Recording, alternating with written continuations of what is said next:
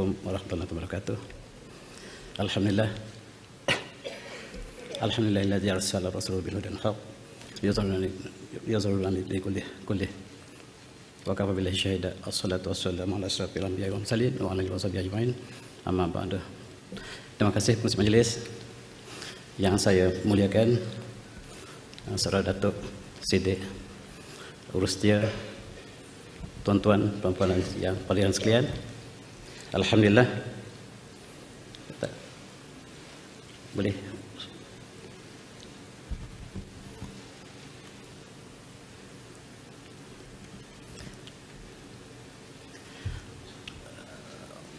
Tajuk perbincangan saya yang diminta oleh Urustia ialah sumbangan Islam terhadap Tamadun Melayu. Dan kalau boleh saya ada kontrol tak? Tajuk ialah sumbangan Islam terhadap Tamadun Melayu. Oleh kerana ini tajuk yang sangat besar, izinkan saya untuk sempitkan dan saya melihat satu konteks saja, yakni perkembangan sumbangan tamadun Islam terhadap satu ilmu yang kita banggakan, ilmu falak. Dan saya mulakan perbincangan ini dengan satu hadis Rasulullah SAW. Dalam satu hadis, bakal Rasulullah yaman faqalu ma yubkika ya Rasulullah. Qala ashtaqtu li ahbi. Qalu alasna ahbubuka ya Rasulullah. Qala la antum ashabi. Amma ahbabi faqaumun ya'tu min ba'di yu'minu bi walam yarawni.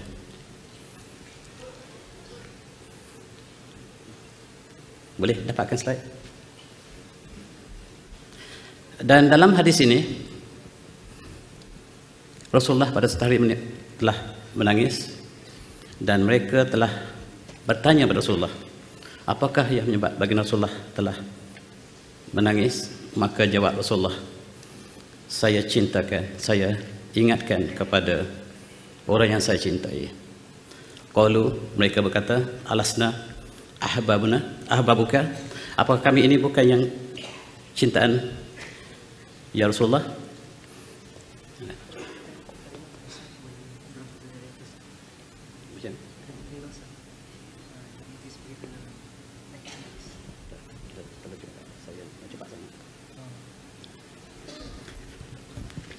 Dan kamu adalah bukan yang kami cintai, sebab apa yang kami cintai ialah satu kaum yang bakal datang selepas ini, dan mereka beriman dengan saya tetapi mereka tidak pernah melihat saya. Mudah-mudahan inilah kita kaum Melayu, satu akidah, satu ummah, satu akidah. Dan kita lihat bagaimanakah dalam Islam untuk menuntut ilmu ialah satu perkara yang sangat dituntut. Sebab man salaka tariqan yatlubu ilman yaltamisu tariqan fil ilmi sahalallahu lahu tariqan ila jannah. Dan siapa yang keluar untuk mencari satu ilmu, Allah akan mudahkan jalannya ke surga. Dan inilah gambar yang saya tunjukkan kegiatannya. Kegiatan umat Islam sangat laju, dan kita lihat ini adalah di antara sumbangan Islam ialah Maktab Baitul Hikmah. Dan juga kita lihat bagaimanakah dan kenapakah Maktab Baitul Hikmah ini telah menjadi tempat pusat kajian. Dan kita lihat juga dalam apabila kita sebut tentang tamadun Melayu, dia bukanlah satu terpisah daripada tamadun Islam yang sebesar. Dan kita lihat ketika Eropah zaman kegelapan, umat Islam telah membina sistem keilmuan yang cukup hebat. Dan kita lihat di Baghdad telah ada perpustakaan Nizamiyah, dan kita lihat di Parsi sudah ada Maktab Sabr bin Abdashir, dan begitu juga di Spanyol sudah ada perpustakaan Qutubah, dan di Qahirah ada Darul Al-Ilm. Dan kita lihat bahawa di Baitul Mahkamah sahaja bukan sahaja tempat pengkumpulan ilmu, tetapi di situ tempat penyelidikan, ada tempat penyalinan, ada tempat penterjemahan, dan yang penting ialah dia adalah pusat penyelidikan pertama dunia, khususnya dalam bidang astronomi dan lain-lain. Dan saya nak fokuskan kepada astronomi.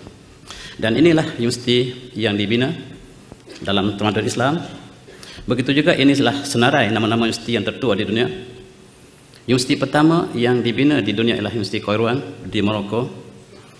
Kemudian Universiti Azhar, Universiti Mastan Syariah, dan Universiti di Timbuktu, Universiti Osmaniyah di Istanbul, dan lain-lain. Dan ketika itu kita lihat bahawa di Eropah belum ada satu sekolah mengajar tadika pun. Mereka berada dalam zaman kegelapan. Dan kita lihat bagaimanakah cepatnya Islam berkembang. Dan daripada aliran yang sama telah sampai ke alam Melayu. Kita lihat Islam ialah agama yang paling cepat berkembang. Dalam masa sahaja 23 tahun, dalam masa 13 tahun ataupun 10 tahun baginda Rasulullah di Madinah, kita dapati bahawa 1 juta kilometer persegi telah dicapai oleh sinar Islam. Kalau kita kira dalam satu hari sekitar 250 kilometer persegi Islam berkembang. Perkembangan Islam bukan sahaja di atas hidayah dan petunjuk, tetapi ilmu terus berkembang sehingga kita wakili di alam Melayu. Oleh sebab itu adanya pengelasan ilmu, ada pengajian epistemologi dalam Islam, ialah kerana mereka ingin meletakkan ilmu itu pada tarafnya masing-masing. Ilmu ada yang berbentuk fardu ain, ada yang usul, ada yang cabang, dan ilmu yang saya sebutkan di sini ialah ilmu yang berkaitan dengan pemikiran. Ilmu tentang ilmu yang berkaitan dengan Al-Quran dan hadis kita tidak bincangkan pada hari ini, dan saya cubakan sebagai ilmu pemikiran. Yang pertama adalah ilmu tentang ilahiyah ataupun di sebagai metafizik, iaitu ilmu ketuhanan yang dilihat dari segi pemikiran. Kemudian ilmu di tengahnya adalah ilmu ar-riyadhiyah, iaitu ilmu matematik yang menjadi sebahagian besar daripada komponen ilmu Islam seluruhnya. Dan satu lagi ialah ilmu yang disebut sebagai ilmu at-tabi'i ataupun kita kenalkan sebagai sains tabi'i. Dan kegiatan umat Islam, gambar ini kita lihat ketika dalam kurun ke-8 umat Islam di Baghdad telah melukis peta dunia. Dan peta yang dilukis oleh umat Islam, selatan di atas dan utara di bawah. Kita lihat kegiatan gambar yang seterusnya ialah bagaimanakah kegiatan tentang cerapan langit. Sebab dalam Islam cerapan langit cukup penting. Baca sahaja ayat Al-Quran, inna fi khalqis samawati wal ardi wa ikhtilafil laili wan nahar la ayatin lil albab alladzina yazkuruna Allaha qiyaman wa qu'udan wa 'ala junubihim wa yatafakkaruna fi khalqis samawati wal ardi rabbana ma khalaqta hadza batila subhanaka faqina adzabannar. Shadaqallahu azim. Baca saja surat-surat dalam surah Yasin, wasyamsu tajri li mustaqarrin laha dzalika taqdirul azizil alim wal qamara qaddarnahu manazila hatta 'ala qadril qadim la syamsu yanbaghi laha an tudrikal qamara wala lusan wala layl syamsu wala layl sabiqun nahar kulluhum fi falakin yasbahun, dan lain-lain. Ayat-ayat ini menunjukkan bahawa kajian tentang alam langit cukup hebat, sehingga kita lihat gambar seterusnya yang umat Islam telah melakar model tentang alam semesta. Dan inilah alat-alat yang diciptakan umat Islam. Dalam gambar yang seterusnya kita lihat kajian tentang optik. Sebab kajian inilah kemudiannya dilanjutkan untuk pengembaraan ke Asia Tenggara. Dan ilmu ini ialah ilmu yang diasaskan oleh Ibn Haytham yang dipanggil ilmu al-manazir. Dan apabila dibawa ke Eropah, mereka tidak ada istilah, lalu mereka sebut optike dalam bahasa Latin, dan Inggris hanya pinjam daripada bahasa Latin optics. Dan mereka sangat tertarik dengan ayat Al-Quran surah An-Nur, Allahu nurus samawati wal ardh.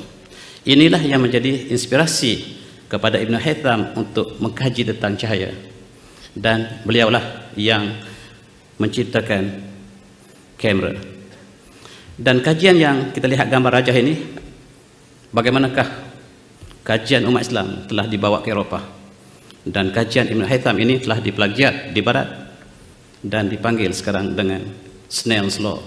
Dan inilah bagaimanakah cahaya yang menembusi satu medium telah dibiaskan, dan itulah sebenarnya yang dilakukan oleh Ibn Haytham. Gambar yang tuan-tuan lihat sekarang ialah gambar kamera. Kamera menggunakan kaedah yang sama, sebab Ibn Haytham sangat tertarik dengan ayat yang berkaitan dengan cahaya, dan dia mencipta Baitul Ashbah. Baitul Ashbah ialah kamera yang pertama. Itu sebab Barat tidak pernah isytiharkan siapakah pencipta kamera. Dan bagaimanakah kita lihat kamera ini dibandingkan dengan mata? Istilah dalam mata kebanyakannya masih kekal dalam bahasa Arab, kornea. Di depan mata kita ini bahasa Arab, kornea. Dan apabila Barat membawa model ini ke Eropah oleh Fibonacci, mereka tidak ada istilah untuk Baitul Ashbah. Mereka gunakan kamera obscura. Dan sampai hari ini kamera istilah yang sama telah digunakan. Kita lihat bagaimanakah Islam telah menjadi model di Barat. Dalam satu aliran dia pergi ke Barat, satu aliran lagi dia datang ke alam Melayu. Di Barat universiti yang pertama ditubuh oleh orang Islam ialah Universiti Sorbonne, Prancis. Dan universiti di Bologna di Itali ditubuhkan oleh murid-murid Ibn Rushd. Universiti Oxford ditubuhkan oleh Moli, murid kepada murid Ibn Rushd. Oleh sebab itulah Universiti Oxford masih pakai jubah Islam sampai hari ini. Kita lihat, ini adalah gambar pakaian Maha Guru satu ketika dahulu. Mereka berpakaian seperti itu, dan pakaian inilah kemudiannya ditiru oleh seluruh universiti di Eropah. Sebab seluruh universiti Eropah dibinakan berdasar kepada Universiti Islam Andalusia. Sejarah ini telah ditutup oleh British semasa mereka ingin datang menjajah Melaya, sebab bangsa yang menjajah harus superior daripada bangsa yang dijajah. Dan gambar ini kita lihat bagaimanakah saintis mereka yang pertama, Fibonacci, gambar sebelah kiri, dan sebelah kanan ialah gurunya Al-Khazmi. Sebab ketika itu kalau ingin mempelajari matematik mesti pakai cara Arab, mesti bercakap Arab, sebab matematik diajar dalam bahasa Arab. Itulah satu peristiwa yang lalu. Tetapi hari ini kalau nak belajar matematik mesti pakai tie dan code, sebab kita anggap matematik dikembang di Barat, mereka hanya mengambil daripada Islam. Dan inilah gambar yang tokoh matematik agung Barat yang bernama Gauss sebelah kiri dan Euler sebelah kanan. Mereka hidup kurun yang ke-19, 100 tahun yang lepas. Mereka masih pakai serban ketika belajar matematik. Sampai hari ini di Oxford, apabila pensyarah masuk dalam kuliah, mesti pakai jubah Arab. Serban digantikan dengan caps. Dan hari convocation di seluruh dunia, jubah Arab dipakai sekali lagi dalam seluruh universiti dunia, menunjukkan sumbangan Islam kepada dunia, termasuk alam Melayu. Dan inilah gambar suasana di Oxford yang masih mengekalkan pakaian Islam sampai hari ini, walaupun mereka tidak pernah mengakui bahawa mereka mengambil sistem universiti daripada Andalusia. Dan ini adalah satu surat yang saya ingin kongsi bersama. Surat ini untuk menggambarkan kebenaran tentang hakikat siapakah yang menerjui ilmu pada satu ketika dulu. Surat ini ditulis oleh Hisham, ditulis oleh Raja England bernama George Athani, George II. Ditulis kepada Khalifah Islam bernama Hisham Al-Thalith.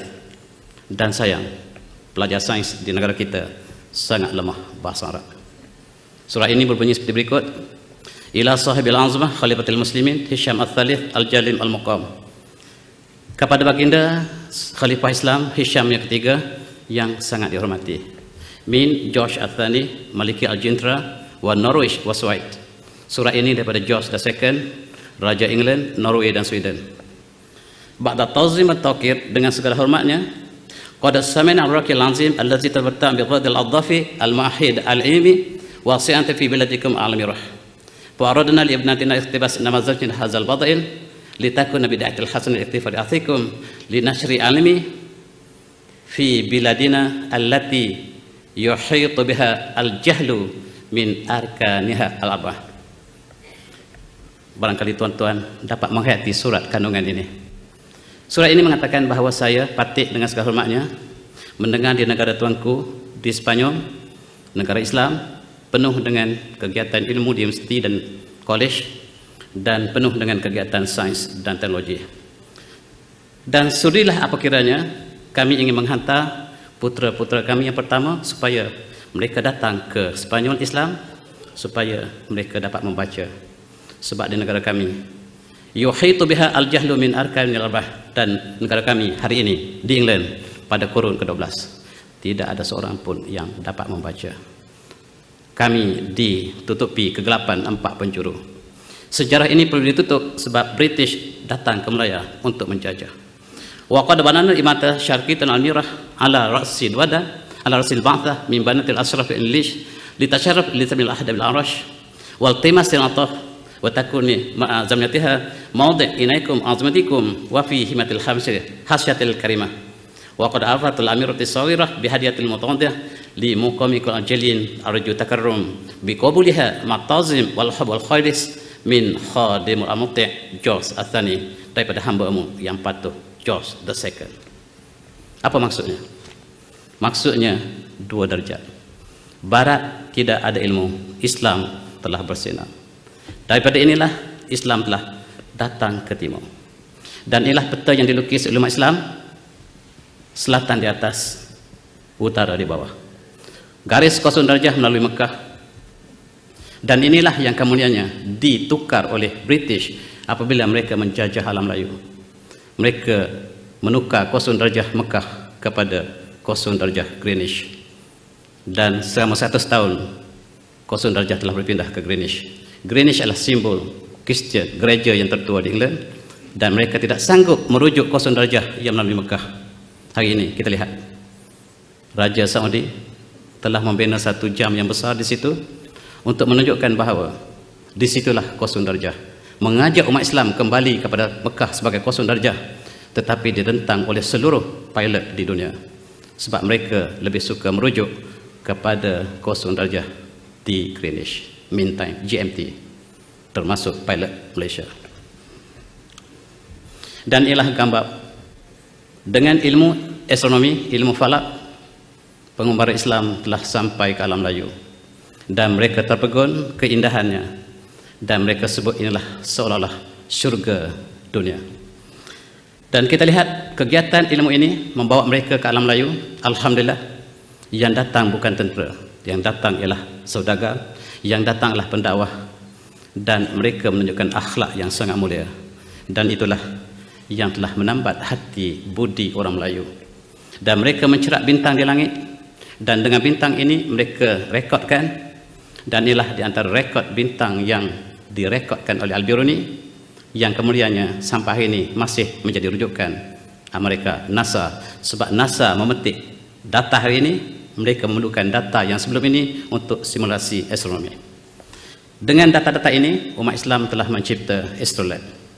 Astrolab ialah komputer yang terawal, komputer analog yang terawal, yang digunakan untuk melihat sin, cosine dan tangent. Dan di sebalik rumus ini, mereka dapat mengira arah kiblat, mereka dapat mengira waktu solat, mereka dapat mengira bilakah hilal muncul, dan mereka lebih penting tahu arah perjalanan. Bintang adalah panduan, dan bintang yang paling asas untuk dirujuk ialah bintang kutub. Bintang kutub berada di atas permukaan air, dan waktu yang sangat terang, waktu pagi, kita dapat lihat bintang kutub. 3 beradik bintang kutub menunjukkan arah utara. Dan bersama dengan alat ini mereka sampai ke alam Melayu. Kita lihat, inilah ketika Eropah masih lagi tidak tahu membaca, umat Islam telah muncul sebagai satu ummah yang sangat maju dalam sains dan teknologi. Kenapakah sekarang suasana terbalik? Ingat, roda sentiasa berputar. Satu masa di atas, satu masa di bawah. Dan satu masa kita di atas, mereka di bawah. Hari ini kita di bawah, mereka di atas. Kenapa? Sebab kita telah jauh daripada apa yang umat Islam terdahulu telah lakukan.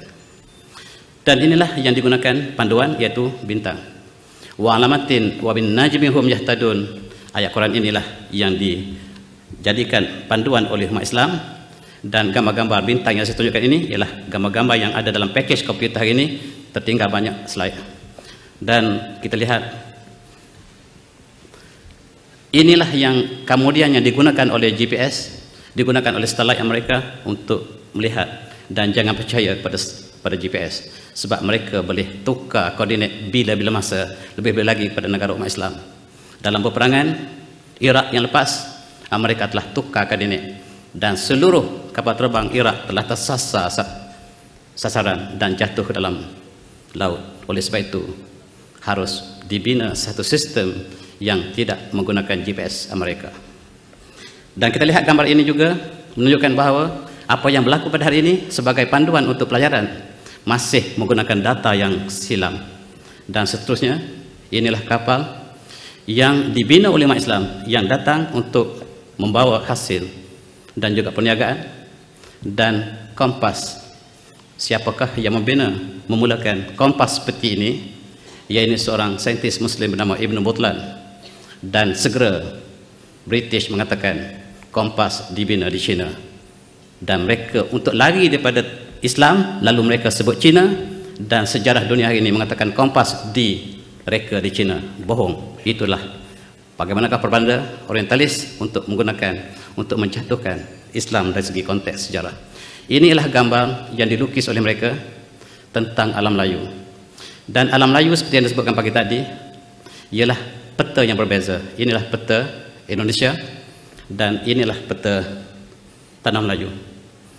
Ini tanah Melayu yang dilukis oleh saintis Muslim dalam kurun yang ke-8, menunjukkan semenanjung yang sebelah inilah semenanjung Jawa, itu disebut sebagai Zabash ataupun Zinj, yaitu pulau orang-orang hitam. Orang Jawa dipanggil orang hitam oleh pedagang-pedagang Islam, yang menunjukkan bahawa mereka melukis peta yang Barat mendakwa bahawa mereka lah yang memula mengelilingi dunia. Sekali lagi mereka berbohong untuk menjadikan bahawa bangsa yang baru muncul dalam tamadun inilah yang harus dipertinggikan. Dan ialah peta, kalau kita bandingkan dengan peta Ptolemy, apakah peta ini tidak tepat? Peta sentiasa berubah sebab setiap tsunami dia berubah. Dan kalau kita banding, dan ialah peta yang dilukis oleh pelayar Osmaniyah. Ini dilukis dalam kurun yang ke-15.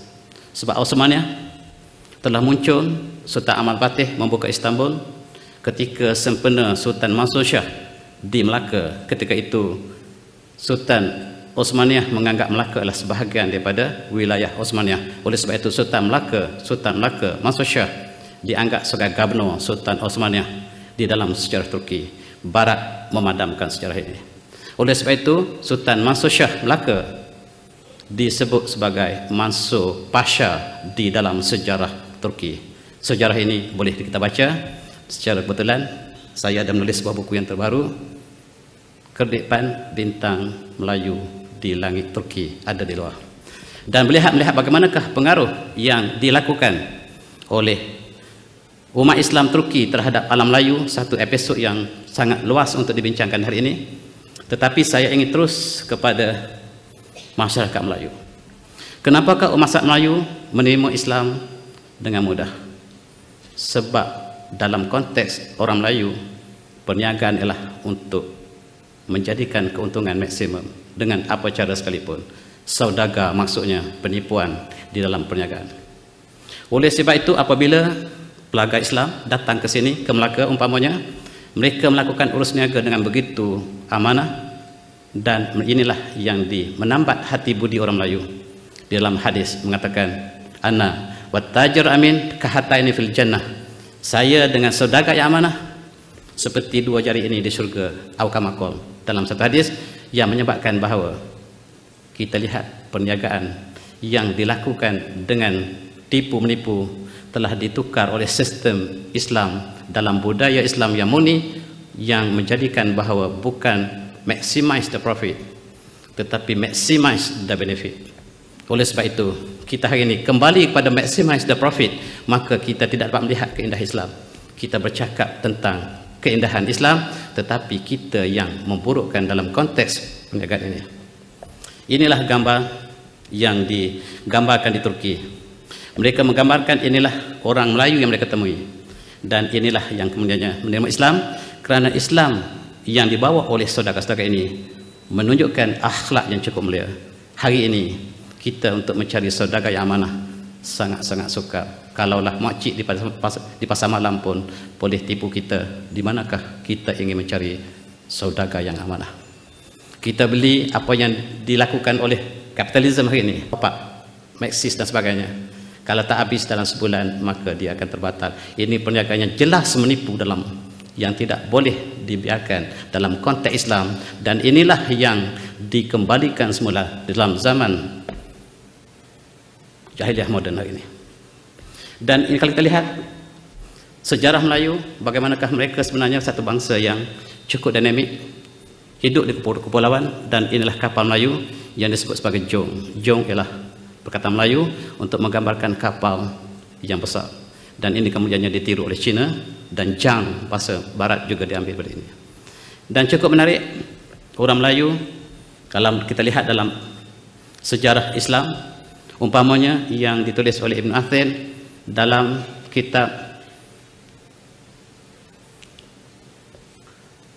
Ibn Athir menulis dalam Akami Bitarikh, dia menyebut bahawa Al-Jawiyun ialah bangsa Melayu ini ialah anak kepada Konturah, isteri ketiga Nabi Ibrahim, yang Konturah ini ialah orang bangsa timur, takdir ilahi, hikmah ilahi yang berkahwin dengan Nabi Ibrahim, yang menurunkan bangsa Melayu. Dan ada satu bandar di Champa bernama Kentura yang mengambil sempena ibunda orang Melayu yang pertama. Dan bangsa Biak telah mengalahkan orang Melayu, maka orang Melayu telah turun ke bawah, dan asalnya di sini orang asli yang tinggal, dan orang Melayu daripada Champa telah membunuh orang asli sebab mereka kalah perang dengan Vietnam. Mereka bertindak kasar terhadap orang asli, dan oleh sebab itu dalam yang saya sebutkan ini ditulis oleh Syekh Daud Al-Patani, yakni Tarikh Al-Patani. Saya lihat intelektual kita tidak rujuk kitab ini, mereka lebih gemar merujuk hikayat yang bercampur aduk di antara khurafat dan kebenaran. Tarikh Al-Patani ditulis dalam bahasa Arab dan diterjemahkan dalam bahasa Melayu, menceritakan bagaimanakah Islam sampai ke alam Melayu, yaitu semasa zaman Khalifah Muawiyah, dan Islam sampai cukup lama yang berbeza sama sekali seperti yang dilaporkan dalam hikayat Patani. Dan disitulah umat Islam kemudian yang membentuk satu bangsa, yang kemudian Saigon ialah pertahanan terakhir umat Melayu sebelum dikalahkan oleh Biak. Dan mereka pertahankan bumi Melayu ini bumi Melayu selama 700 tahun. Akhirnya mereka sampai ke Pekalan Champa, iaitu Pekalan Cepa sekarang. Dan mereka sampai ke, daripada Champa mereka bermastin di Aceh. Aceh masih menggunakan bahasa Champa sampai hari ini. Dan sebahagiannya ketika zaman Osmaniyah dibawa ke Turki, dan sebahagiannya dibawa ke sebahagian daripada kawasan-kawasan di Timur Tengah. Jadi orang Melayu tersebar bukan di Afrika Selatan saja, tetapi di Timur Tengah dan juga di kawasan Turki, termasuklah Romania. Orang Melayu dibawa sebagai tentera kepada Osmaniyah. Dan kita lihat inilah rupa bangsa orang Melayu yang masih kita lihat pada hari ini, yang diwarisi di sini. Dan kalau kita tanya orang asli, kenapakah mereka masuk ke dalam hutan? Asalnya mereka lah kaum yang maju, tetapi orang Melayu dari Champa datang untuk membunuh mereka, lalu mereka masuk ke dalam hutan. Asalnya mereka lah kaum yang bertamadun, tetapi Melayu yang datang kemudian daripada Champa, Melayu Champa telah membunuh mereka, sehingga hari ini sejarah mereka dicatatkan oleh datuk batin mereka, mengatakan bahawa kami ke dalam hutan sebab orang Melayu jahat. Mereka tidak mengatakan mereka orang Melayu sebagaimana kita dakwakan tadi. Dan ini kita lihat bagaimanakah Islam sampai ke sini, sebahagian daripada peta yang kaitan dengan Islam, dan akhirnya sampai ke sini Aceh. Dan kita lihat di sinilah ketika Eropah masih lagi zaman gelap, umat Islam telah membina universiti di Aceh, Universiti Baitur Rahman. Dan inilah apabila Spanyol ataupun Belanda sampai ke Aceh, yang mula-mula sekali mereka musnahkan ialah Universiti Baitur Rahman. Di dalam bahasa Arab, universiti adalah jamiah. Dan apabila Belanda memusnahkan jamiah Baitur Rahman, mereka membina Al-Jami', Jami' Baitur Rahman. Jami' maksudnya masjid, jamiah adalah universiti. Yang mereka musnahkan ialah universiti, yang mereka bina ialah masjid yang kekal sampai ini. Maka sejarah Aroniri, sejarah Syamsuddin, sejarah Ibn Rijal, Saiful Rijal dan lain yang mengkaji tentang pemikiran peringkat tinggi dalam kurun yang ke-15 dan 16 telah hilang sama sekali sebab universitinya telah dimusnahkan. Ketika itu Eropah masih belum mampu untuk membincangkan pemikiran peringkat tinggi kecuali oleh dua seorang, iaitu Leibniz dan Newton. Ketika itu mereka sezaman dengan Aroniri dan juga Syamsuddin Al-Sumatrani. Dan ini menggambarkan bahawa alam Melayu tidak tertinggal daripada Eropah. Tetapi selepas mereka menjajah, maka kita lihat mereka menulis sejarah ditulis oleh orang menang, dan sejarah yang semi tidak semestinya benar. Sejarah yang semi tidak semestinya benar Sejarah yang benar tidak semestinya resmi. Saya tidak berminat dengan sejarah yang resmi. Saya berminat dengan sejarah yang benar. Sebab sejarah yang benar adalah ilmu. Ilmu mesti mematuhi dua sifat, benar dan yakin. Kalau sejarah dipalsukan, maka dia bukan bernama ilmu sejarah, tetapi paradoks yang penuh dalam sejarah. Ini adalah di antara ahli falak alam Melayu yang terkenal, dan mereka adalah seperti yang ditulis di situ ialah Abdul Samad Al-Lambani, Arsyad Al-Banjari, dan Abdul Wahab Bugis sebagaimana kawannya daripada Mesir.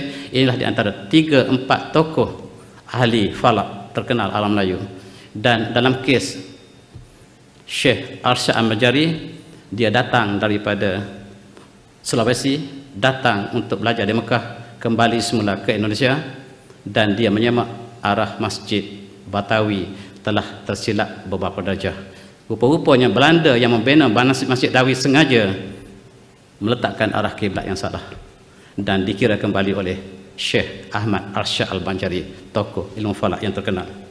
Dan ini kita lihat bagaimanakah umat Islam sebelum Islam, mereka telah ada sejarah yang dikaitkan dengan kerajaan Funan dan sebagainya. Dan inilah kita lihat jam matahari yang digunakan oleh seluruh masjid di Asia Tenggara, menunjukkan sebahagian daripada budaya Islam yang sampai ke alam Melayu, sebab untuk mengira waktu gerhana, untuk mengira satu Syawal dan sebagainya, menjadi satu ilmu yang sangat penting dalam kurikulum yang diasaskan dalam kajian Islam. Dan kita lihat gambar-gambar ini ialah gambar-gambar yang inilah yang terlewat tadi, itulah jam matahari. Dan gambar seterusnya ialah gambar yang bagaimanakah ilmu ini diasaskan dalam tamadun Islam, ialah ilmu yang disebut sebagai ilmu falak, diasaskan oleh Nabi Allah Idris alaihissalam.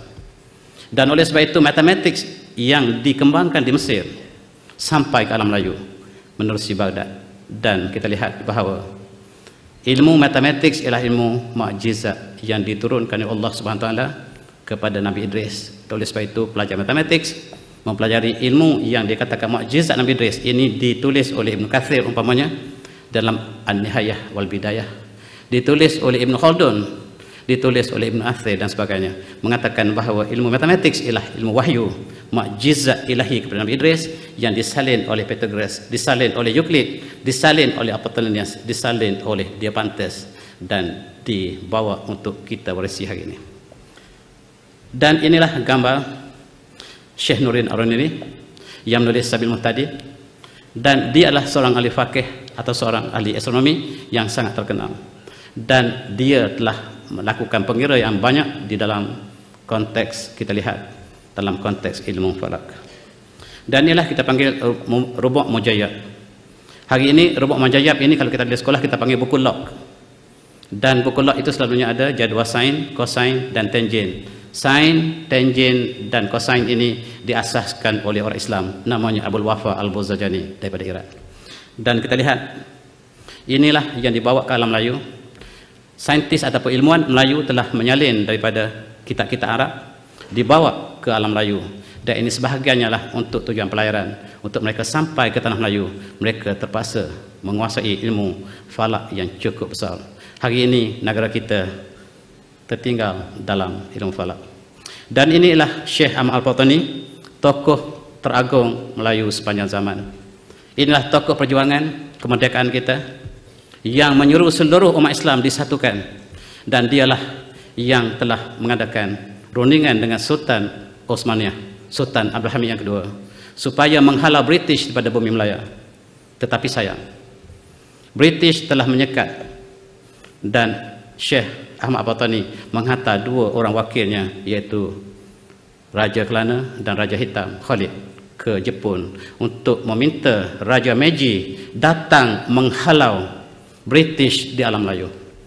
Tetapi sayang, ketika itu tanah Melayu dijajah oleh British, dan siapa tentera Melayu yang ditubuhkan oleh British, yang bersama British dianggap sebagai hero, dan siapa yang bersama dengan tentera Meiji yang datang untuk menyelamatkan tanah Melayu daripada British dianggap sebagai penjenayah. Dan itulah sebab hubungan kerjasama di antara Islam dengan Jepun untuk menghalau British daripada tanah Melayu. Dan sejarah yang benar ini dipadamkan oleh British. Dan inilah Syekh Ahmad Al-Khatib Al-Minangkawi, Kabawi yang merupakan imam Masjid Al-Haram daripada orang Melayu yang pertama. Rupa-rupanya seluruh ilmuwan, ulama alam Melayu, Islam di seluruh dunia, rupa-rupanya yang paling alim ialah orang Melayu. Dan dia telah menempuh sejarah yang besar di Makkah sebagai guru kepada semua ahli falak yang kita kenal di negara kita, termasuklah Syekh Tahir Jalaluddin adalah muridnya, dan termasuklah beberapa pelajar lain yang kita raikan hari ini ialah semuanya pelajar daripada Syekh Ahmad Al-Patani, Syekh Ahmad Al-Khatib. Dan Ahmad Al-Khatib tidak suka kembali ke Minangkabau sebab dia kecewa orang Minangkabau melakukan syariah yang bercanggah dengan syariah, terutamanya ialah perkara faraid. Apabila beliau berkali-kali mengatakan faraid yang dijalankan oleh orang Minang bercanggah dengan Islam dan orang Minang pertahankan adat mereka, maka sangat kecewalah tokoh bangsawan ini dan dia tidak balik ke Minangkabau buat selama-lamanya. Dan inilah muridnya Ibnu Syekh Tahir Jalaluddin yang kemudiannya mengembangkan ilmu falak di sini di negara kita, dan daripada murid-murid inilah yang masih lagi mengira waktu solat hari ini. Cukup malam sebab sebahagian besar daripada pelajar-pelajar kita sangat lemah dalam ilmu ini, dan di sebalik ilmu ini ialah ilmu matematik. Dan saya ada 50 minit lagi, 5 minit.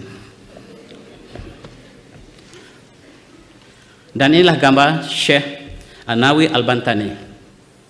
Dialah antara ilmuwan yang menguasai bahasa Arab dengan sempurna. Ada 3 orang sahaja ulama Islam yang saya tahu yang menguasai bahasa Arab sepenuhnya, yang dapat menulis kitab dalam bahasa Arab. Pertama ialah Syekh An-Nawawi Al-Bantani, yang kedua adalah Syekh Ahmad Al-Khatib ini, dan yang ketiga ialah Syekh Ahmad Al-Patani. Saya tidak melihat orang yang ketiga, Syekh Daud Al-Patani saya tidak temui kitabnya dalam bahasa Arab.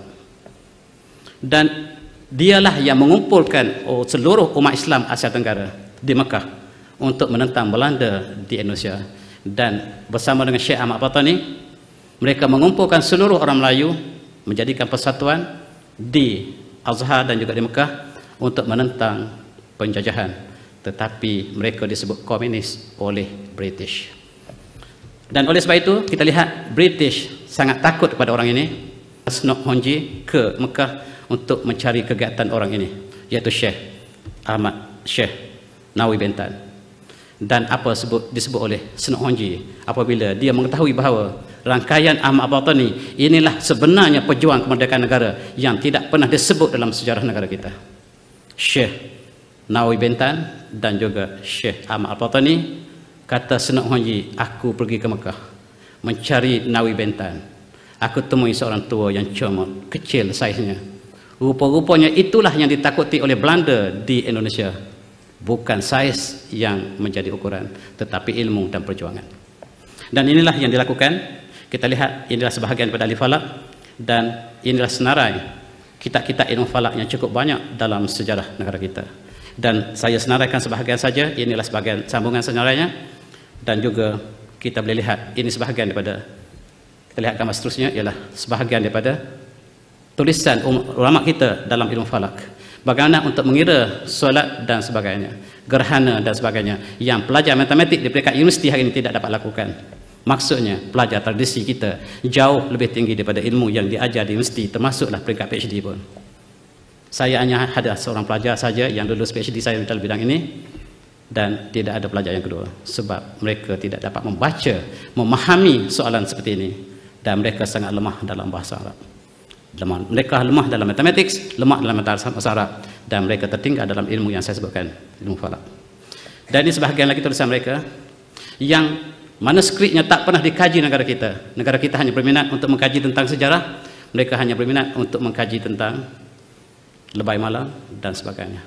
Tetapi intelektual yang sebenarnya mereka tinggalkan di Pustakaan Negara. Dalam tahun 80-an saya pergi, ada satu timbul yang tinggi tentang ilmu falak. Mereka belum katalog sama sekali. Cadangan saya ialah dokumentasikan warisan kita ini. Inilah sebenarnya intelektual, warisan intelektual yang kita lupakan. Bukan sahaja bangunan Melaka yang harus kita jagakan, tetapi inilah sebenarnya warisan yang harus kita jaga. Sebab inilah menggambarkan bahawa bangsa Melayu di bawah Islam ialah bangsa yang agung. Apabila dia telah meninggalkan Islam, maka bangsa ini telah menjadi bangsa yang paling hina di dunia. Wabillahi taufiq. Assalamualaikum warahmatullahi wabarakatuh.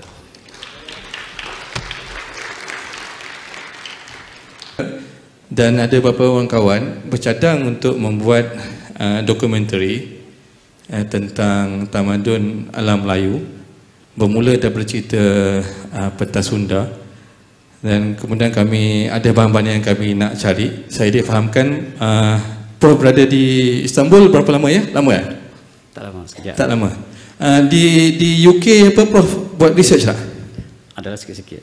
Okey. Soalan saya pada Prof, kalau Prof sudi berkongsi di sini, kalau kami katakan kami nak buat perjalanan, mungkin di London 7 hari, mungkin di Leiden dalam 4-5 hari, mungkin di Lisbon dalam 4 hari, mungkin nanti Istanbul mungkin seminggu. Kalau kami perlukan bahan yang menunjukkan ketinggian tamadun Islam Melayu, dan kalau boleh bahan tu kalau visually grabbing, artinya orang nampak, kalau manuskrip mungkin kita kena terangkan, itu satu. Tapi kalau kami perlukan bahan yang terus tangkap, orang nampak tu kebesaran tamadun Melayu dahulu kala, apakah tempat-tempat yang Profesor boleh bagi cadangan kami dapat tuju terus? Itu saja soalan buat masa ni. Assalamualaikum. Okey, Assalamualaikum. Terima kasih sebab soalan yang cukup menarik, sebab inilah dokumentasi yang kita belum lakukan. Saya ingin cerita peribadi. Ada seorang dalam tahun 80-an, seorang profesor daripada Missouri, Amerika, telefon. Dia di sana tengah malam saya terima. Dia kata saya nak jumpa dengan Profesor Ismail. Kata saya bukan profesor, tapi telefon itu betul tapi saya. Dan jawapannya ialah, soalannya ialah, apanya sebut saya pergi ke seluruh dunia, kata profesor tadi. Namanya Mengo Ahoja, orang Red Indian. Dia kata saya terkenal kemana-mana saya pergi ke dunia, sama ada saya pergi ke Amerika, saya pergi ke Leiden, saya pergi ke London, saya pergi ke Ireland, saya pergi ke Russia.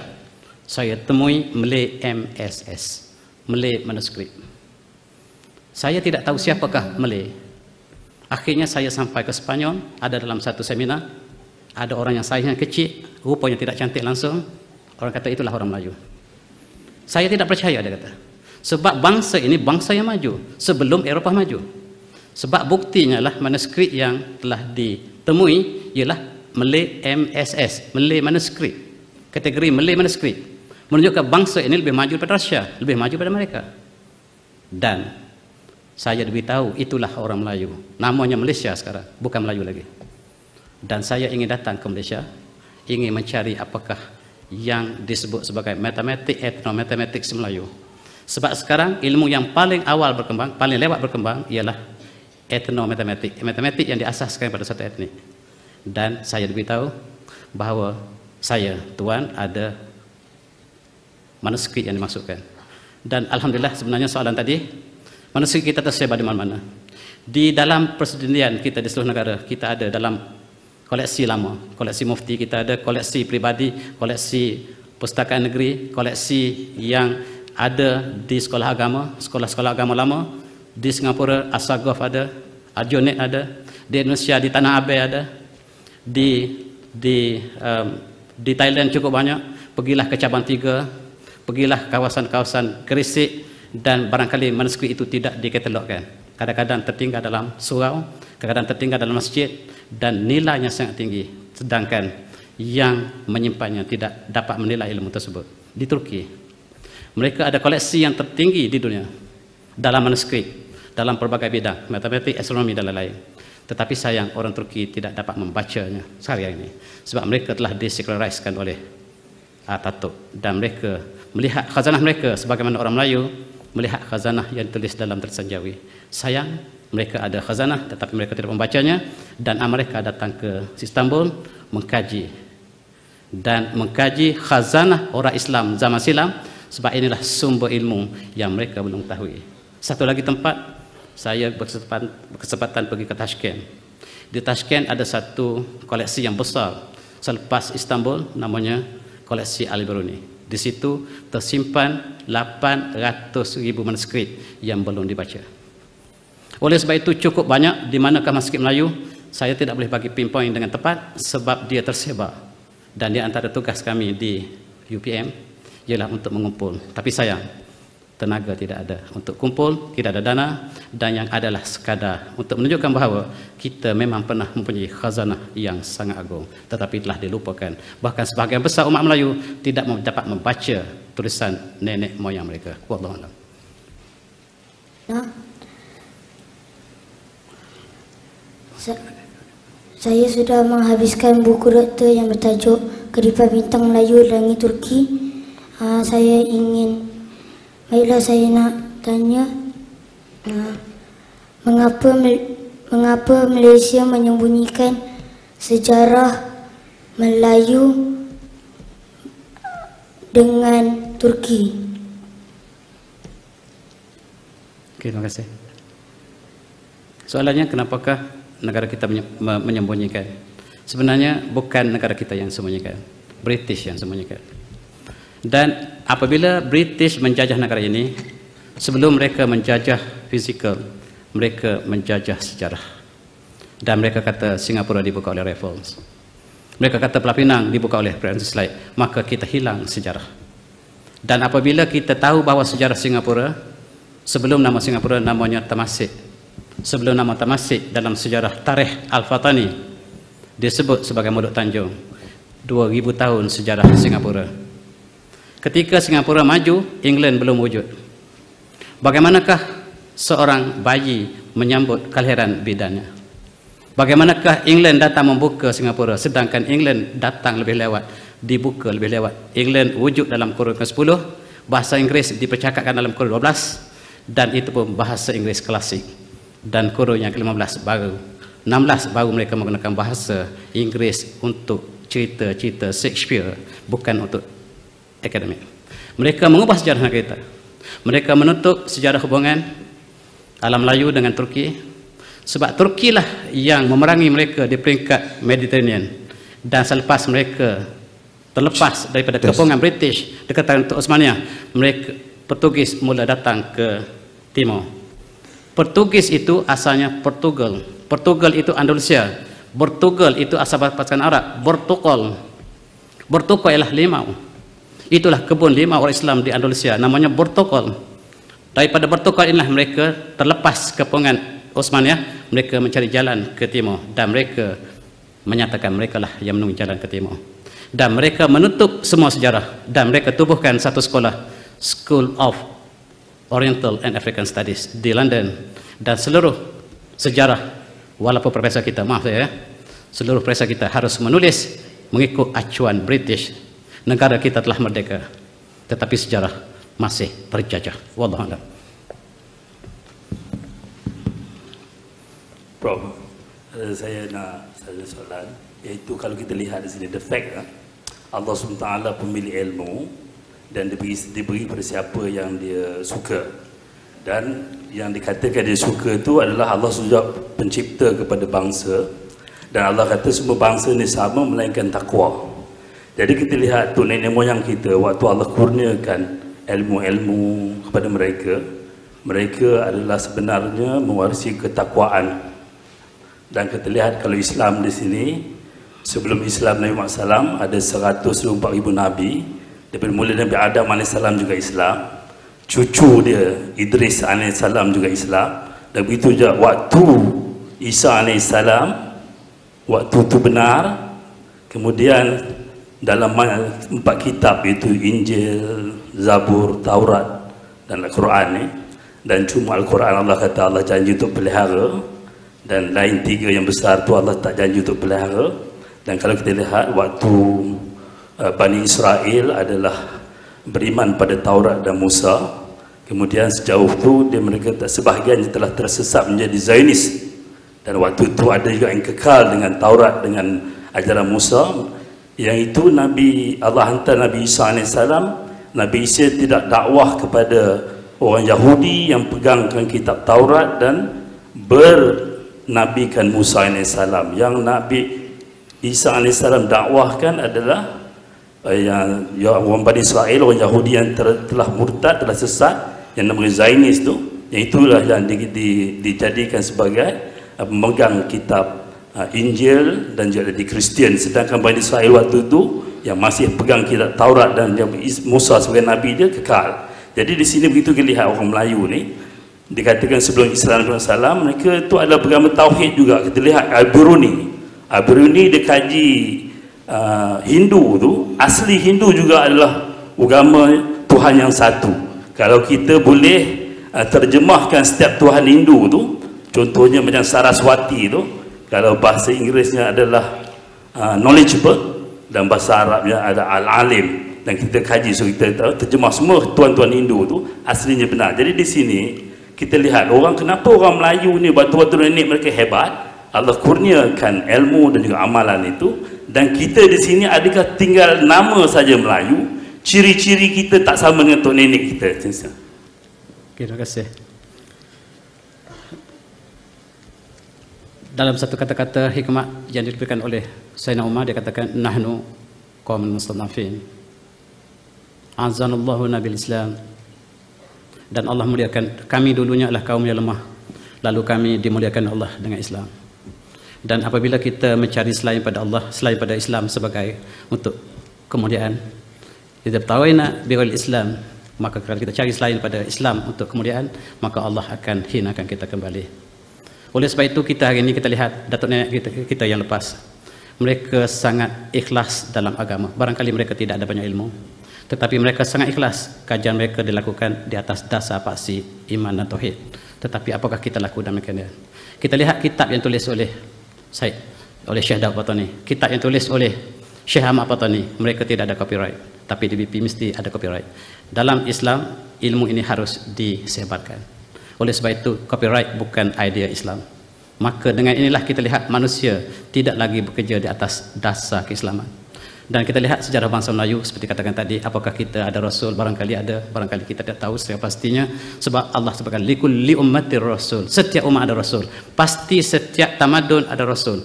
Tamadun yang berlaku di Timur Barat selalunya dihubungkan dengan Rasul. Tigris Euphrates dihubungkan dengan Ibrahim. Tamadun Mesir dihubungkan dengan Nabi Idris AS, Nabi Isa, Nabi Musa dan sebagainya. Rangkaian Nabi-Nabi ini membentuk ilmu, hidayah ilmu. Ilmu membawa kemajuan, tamadun, sains dan teknologi. Dan hari ini pun sama. Kita lihat Amerika maju hari ini. Siapakah Nabi di belakang mereka? Siapakah yang mengajar Amerika? British ataupun Eropah. Eropah dapat ilmu daripada mana? Daripada Andalusia. Indonesia dapat ilmu daripada mana? Andalusia dapat daripada Baghdad. Baghdad daripada mana? Baghdad dapat daripada Al-Quran. Quran daripada mana? Daripada Rasulullah. Maka Rasulullah, umat yang datang selepasnya telah membina tamadun, termasuklah mereka hari ini. Rasulullah di belakang. Sebab komputer yang saya gunakan ini, Microsoft, dibuat oleh Bill Gates barangkali. Dia menggunakan algoritma. Algoritma itu dibuat oleh Ibn Al-Khazmi. Algoritma maksudnya kaedah Al-Khazmi. Adanya algoritma, maka adanya komputer, maka akhirnya membina satu tamadun. Di sebalik itu ada Rasul yang diutuskan. Sama ada orang Yahudi ataupun orang Hindu, asalnya agama yang murni, wallahu alam, tetapi ada indikasi yang demikian. Saya masa muda-muda dulu cukup berminat untuk mengkaji tentang kitab-kitab selain pada Islam atas tujuan perbandingan. Saya temui dalam kitab Vaishya Purana mengatakan Vishnu Bhagat dan Samti akan melahirkan jagat guru. Vishnu Bhagat ialah hamba Allah ataupun Abdullah. Samti ialah keamanan ataupun Aminah. Aminah dan Abdullah akan melahirkan guru yang bakal dilahirkan. Guru ini akan dilahirkan pada 12 Baisyah. 12 Baisyah ialah 12 Rabi'. Baisyah ialah spring, musim bunga. Dan guru ini akan terbang ke langit yang ketujuh di atas kuda putih. Dan yang pergi ke langit ketujuh ialah Rasulullah SAW, dan yang dinaiki ialah Burak. Dan barangkali ini menggambarkan, ini ditulis oleh Krishna. Krishna tidak pernah mengajar supaya menyembah Krishna, tetapi dia mengajar supaya menyembah Allah yang satu. Nabi Isa tidak pernah menyembah supaya dia disembah, tapi kaum Yahudi yang mengingkarinya, yang menyembahnya. Dan kita sebenarnya satu keturunan yang Allah sentiasa hantar Rasul setiap generasi. Kullukum min Adam wa Adam min turab, inna akramakum indallahi atqakum. Kamu semua daripada Adam, Adam daripada tanah, dan yang paling mulia ialah yang paling bertakwa. Wallahu a'lam. Bismillahirrahmanirrahim. Assalamualaikum warahmatullahi wabarakatuh. Ya Prof, saya berminat dan rasanya bersetuju, dan saya membagi satu pandangan. Dalam pembentangan kertas kerja ini, saya rasa dia bersesuaian untuk dibentangkan ataupun dipanjangkan kepada pembentangan dasar pendidikan. Sebab pada pandangan saya, apa yang dilalui oleh generasi hari ini adalah ketandusan maklumat yang tepat dan maknanya tidak dijadikan satu silibus yang untuk menjalin ke naluri yang sebenarnya. Inilah yang maknanya kita terikut-ikut. Sejarah hari ini hanya keagungan, bukan untuk dihayati. Ini persempangan yang jelas generasi baru. Maknanya lebih kepada bisnes, keuntungan. Maksudnya daripada bukan kepada mencari ilmu, maknanya daripada kepada keagungan. Apa yang Prof bentang adalah itulah sebenarnya intipati ilmu, intipati yang harus umat Melayu sedar, bukan untuk diagungkan. Melayu ini bukan, memang sejarahnya cantik, tapi hari ini masyarakat hari ini mengagungkan, bukan untuk menghayati dan memperhatikan. Itu saja. Assalamualaikum warahmatullahi wabarakatuh. Terima kasih. Saya sangat setuju dengan pandangan tersebut, sebab pendidikan ialah tempat yang paling penting, sebab dia menjadi payung pada seluruh kegiatan kita di sini. Mana ada ibu bapa yang dapat mengasuh anaknya bebas pada pendidikan? Kalau dia gagal untuk mengasuh anaknya, maka pendidikan yang gagal mengasuh ibu bapa sebelum dia jadi ibu bapa. Masyarakat demikian juga. Sebab masyarakat mana yang terlepas pada sistem pendidikan, maka saya sangat bersetuju. Sebab kita harus melihat kembali dengan ikhlas, teliti, bahawa pendidikan kita harus diletakkan kepada apa yang kita sebut dalam rukun agama kita. Pertama, percaya pada Tuhan. Apakah dalam buku fizik kita ada Tuhan? Kita mengajar di sekolah law of nature. Kita tidak sebut law of God, kita tidak sebut sunnatullah. Kita ada banyak kepincangan, tetapi kalau kita sedar kita ada masalah, kita cari penyelesaian. Tetapi sayang, kadang-kadang kita sebut kepada kawan-kawan kita di Kementerian Pendidikan, dia kata kita antara yang terbaik di dunia. Apabila dia sebut sistem pendidikan kita terbaik dunia, di mana lagi kita nak sebut? Dia tidak akan terima. Sebab apabila kita mengakui bahawa kita ada kelompangan, ada kelemahan, sesuatu yang perlu kita perbaiki, maka di situ bermulanya langkah pertama untuk memperbaiki sistem pendidikan kita ke arah keagungan. Bukan kita nak tunjukkan yang tidak baik, tetapi kita nak tunjukkan apakah sistem value yang ada di sebalik pendidikan itu untuk membina manusia. Kita bukan untuk membina pembangunan fizikal semata-mata. Pembangunan fizikal semata seperti mereka sampai ke angkasa raya, tetapi umatnya sangat jatuh pada haiwan. Haiwan tidak kahwin jantan dengan jantan. Haiwan tidak kahwin betina dengan betina, tapi mereka meluluskannya. Maka apakah kita ingin mencapai teknologi yang setinggi mereka, tetapi kemanusiaan kita sangat rendah? Dan itulah yang saya juga bersama-sama dengan tuan-tuan sekali, untuk kita sama-sama memperbaiki, sebab kita mempunyai saham yang sama. Saya di universiti sangat besar peranan, dan dalam keadaan masyarakat seperti ini, saya mengambil peluang untuk sama-sama kita berfikir ke arah kebaikan kita bersama. Wallahu a'lam.